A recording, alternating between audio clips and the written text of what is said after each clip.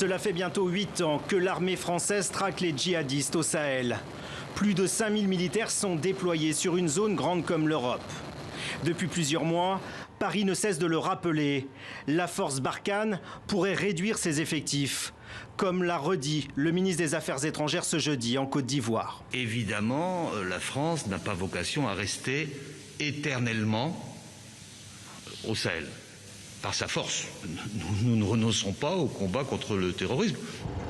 Qui alors pour prendre le relais ?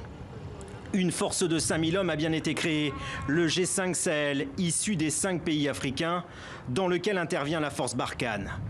Mais au sein même de l'état-major français, certains reconnaissent que les forces locales ne sont pas encore prêtes à poursuivre seules la lutte contre les djihadistes. Le G5 Sahel est une construction de papier qui est une coalition de 5 armées dont en fait 3 sont dans une situation de très grave sous-performance. En suspendant la semaine dernière ses opérations conjointes avec l'armée malienne, la France a rappelé qu'une stabilité politique est indispensable.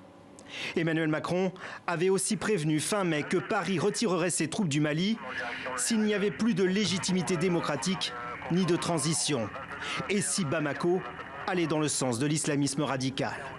Même s'il n'est pas encore question d'un désengagement total, Paris met un peu plus la pression sur les autorités maliennes. D'autant que les opérations de la force Takuba sont également suspendues. Composée de membres de forces spéciales européennes, Takuba est censé accompagner les Maliens dans la lutte anti-djihadiste. Mais les alliés européens sont réticents à y prendre part.